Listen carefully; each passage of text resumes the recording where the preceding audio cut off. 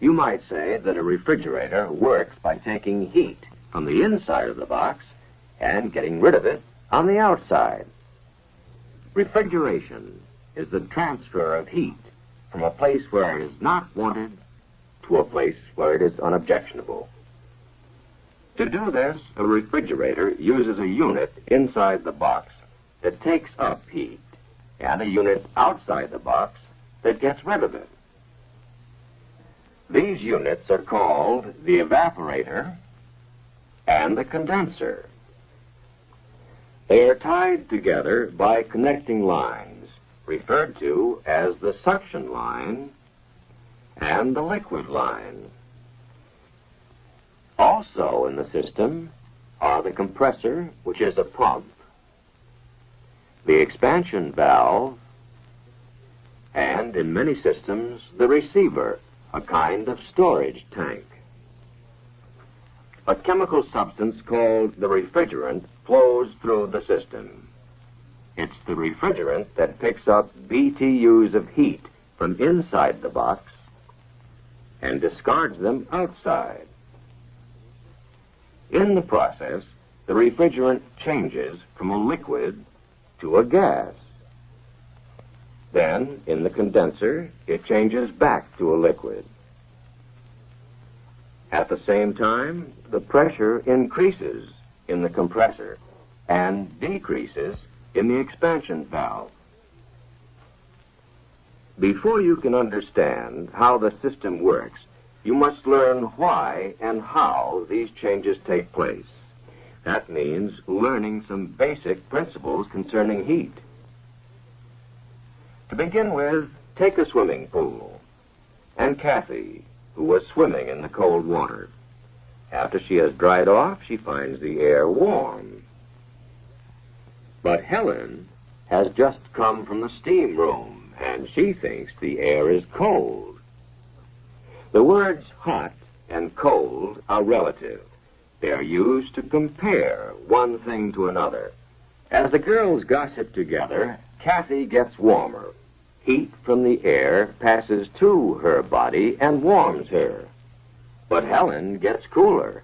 Heat passes from her body to the air. Heat always passes from a warmer substance to a cooler one. If you put an ice cube into water, the water is cold, but the ice is even colder. By comparison, the water is warm. Heat will flow from the water to the ice. This changes the ice, which is a solid, to water, which is a liquid. If you heat the water, it turns into a vapor. This vapor is a gas.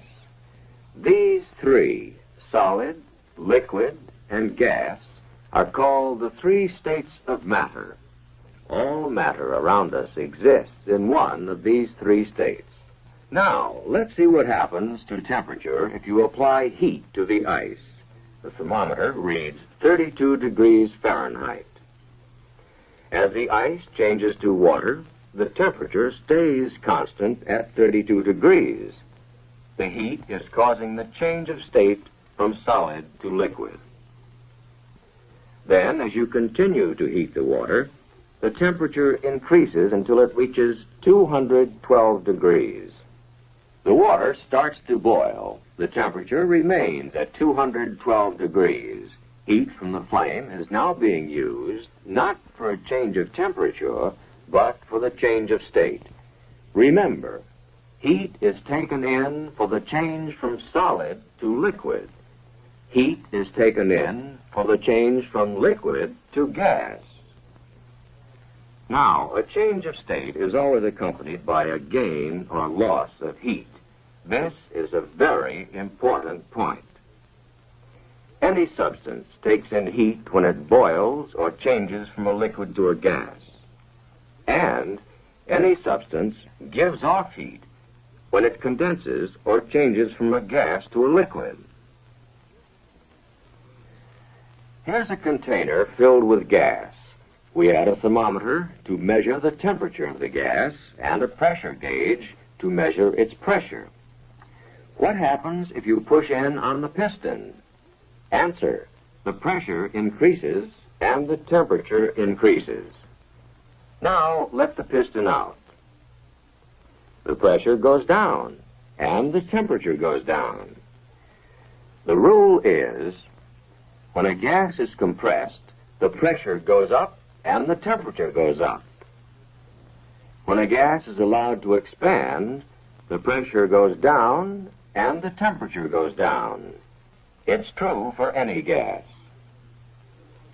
Now let's see how a refrigerator works. We'll begin at the receiver, where the excess refrigerant is stored. It is in the liquid state and under high pressure.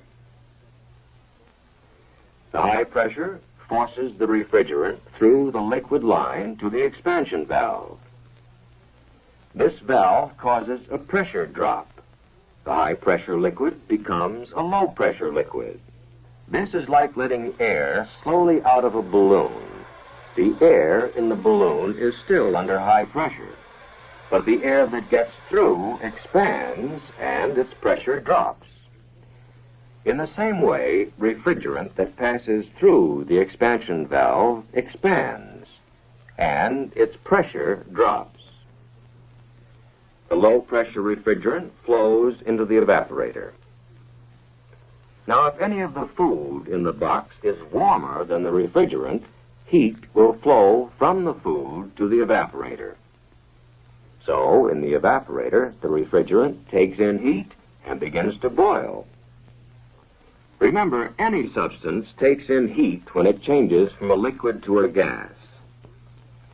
The gas is sucked through the connecting line into the compressor. As the piston moves down, the suction valve opens. The gas is sucked into the compressor.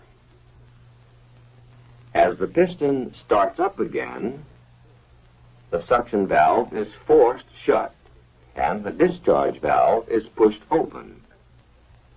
On this stroke, the gas is compressed. Remember what happens when gas is compressed? Pressure goes up, temperature goes up. The gas, now at high pressure and high temperature, flows into the condenser. The gas is hot, hotter than the surrounding air, so it gives up heat to the air. As the refrigerant loses heat, it starts changing back into a liquid. To complete the cycle, the liquid refrigerant returns to the receiver. Now let's review the whole thing. Refrigerant under high pressure flows from the receiver to the expansion valve. The valve causes a pressure drop. The evaporator takes in heat from the box. If anything in the box is hotter than the refrigerant, it gives up its heat to the refrigerant. As the refrigerant takes in heat, it changes from a liquid to a gas. Remember, any substance must take in heat in order to change from a liquid to a gas. The compressor sucks the vapor out of the evaporator and compresses it. This increases the pressure and temperature. The vapor is now hotter than the surrounding air. So, in the condenser, heat is given off to the air. As the refrigerant loses its heat, it changes from a gas to a liquid and flows into the receiver.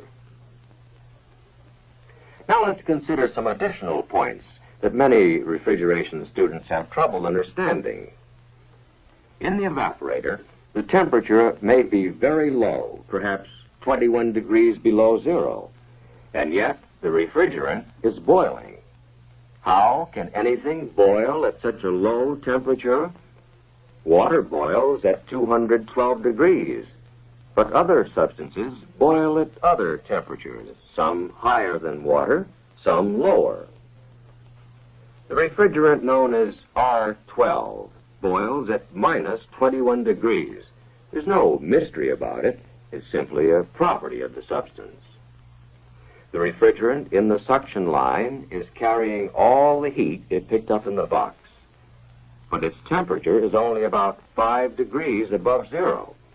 If you touch the line, it feels cold, How can something that's cold be carrying a lot of heat? Remember, hot and cold are relative terms. You know, when water boils, it's very hot, but refrigerant boils at a much lower temperature. So the refrigerant can take on heat, change to a gas, and still seem cold. Again, the reason is because the two substances have different boiling points. You have seen the basic principles of refrigeration. Study the system until you understand it thoroughly. Memorizing isn't enough. You must understand what happens and why, because all the rest of your work will be based on these same principles.